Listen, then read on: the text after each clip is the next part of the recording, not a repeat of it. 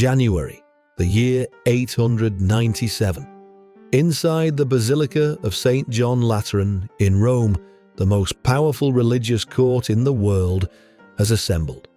Cardinals, bishops, and church dignitaries fill the grand hall, their faces grim in the flickering candlelight. But this is no ordinary trial.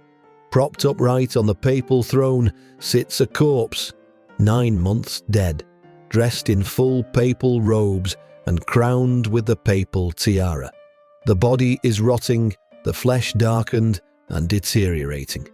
The stench must have been unbearable.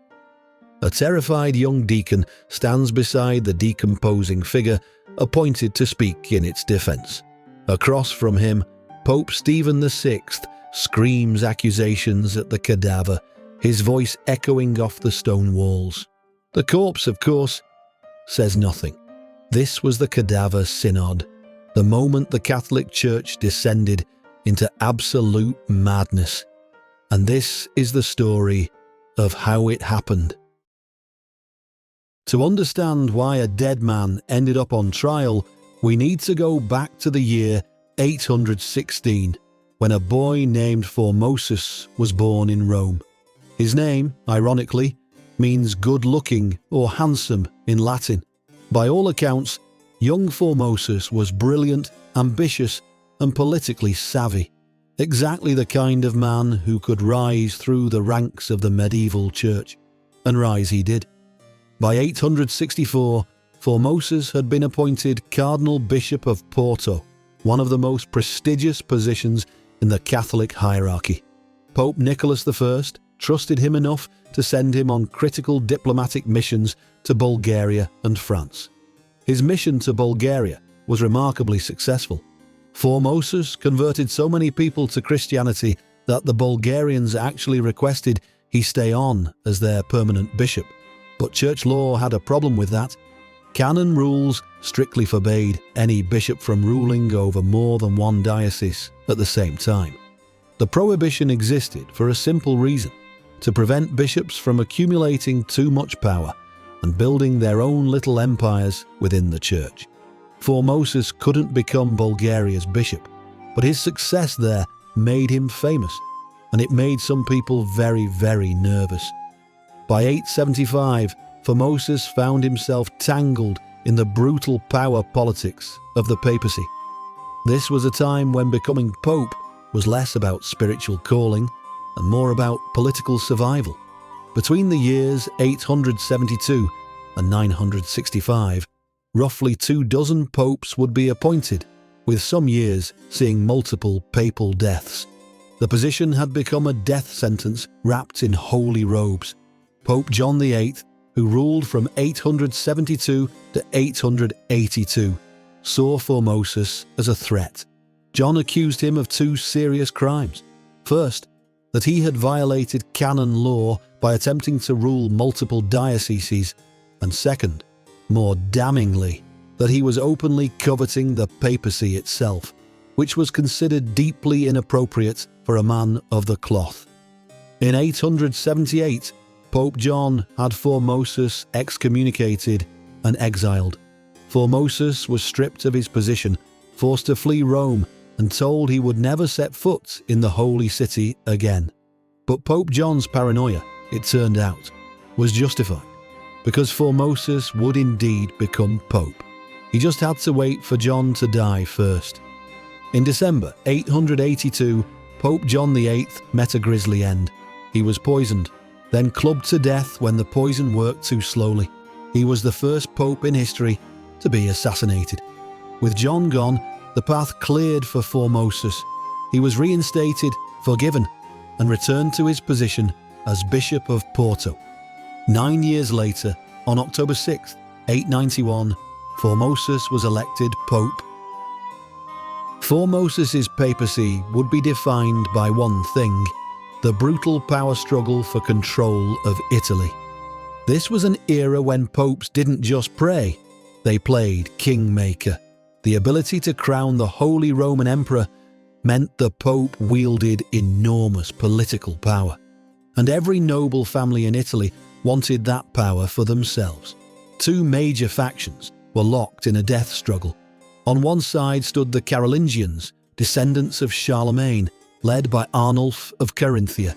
On the other side were the Spoletans, a powerful Italian dynasty, led by Guy III of Spoleto and his son Lambert. Pope Formosus walked a dangerous tightrope between them.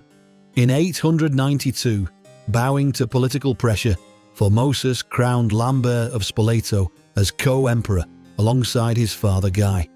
But Formosus didn't trust the Spoletans. He feared their aggression, their hunger for absolute power. So secretly he sent messengers north, inviting Arnulf of Carinthia to invade Italy and take the imperial crown for himself. It was an extraordinary gamble and an act of stunning betrayal. In 893, Arnulf launched his first invasion. It failed. Guy III died shortly after, leaving his son Lambert in control. But Formosus wasn't done scheming. In 895, he renewed his invitation to Arnulf, and this time Arnulf succeeded. In early 896, Arnulf of Carinthia crossed the Alps with his army, marched into Rome, and in a spectacular ceremony inside St. Peter's Basilica, Pope Formosus personally crowned him Holy Roman Emperor. The Spoletans had been outmaneuvered, humiliated, stripped of their power. But triumph would be short-lived. Just weeks later, Arnulf suffered a devastating stroke. Paralysed and unable to continue his campaign, he retreated north of the Alps, his army dissolving behind him. And then, on April 4th, 896, Pope Formosus died. The political chessboard had been violently upended. Formosus's successor, Pope Boniface VI, reigned for exactly 15 days before dying, likely of gout. And then came Stephen. Stephen VI had been a long-time critic of Formosus. Even more problematically, Formosus himself had appointed Stephen as Bishop of Anagni, which meant that Stephen, like Formosus before him, technically held two positions at once when he became Pope. His entire claim to the papacy rested on the legitimacy of Formosus's reign. But with Arnulf gone and the Spoletans returning to Rome, Pope Stephen found himself in a desperate position. He needed to prove his loyalty to the family that now controlled Rome. He needed to destroy Formosus's legacy. And so, in January of 897, Pope Stephen VI ordered Formosus's tomb opened. The body, 9 months dead, was dragged from its resting place in St. Peter's Basilica. The Cadaver Synod was about to begin.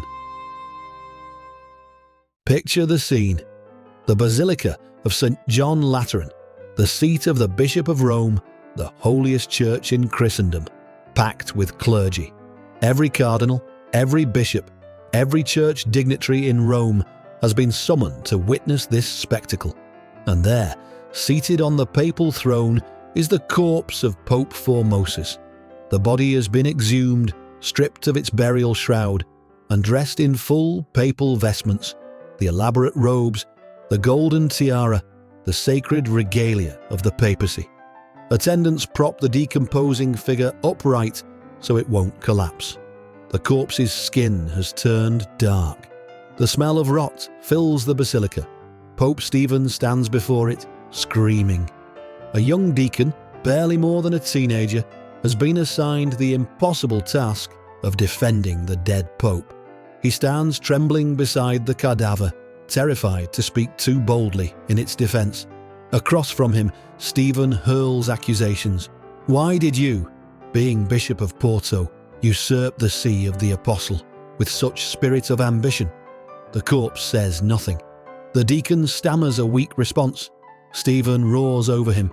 The charges are threefold: perjury, illegal ascension to the papacy, and violating church law by holding multiple positions.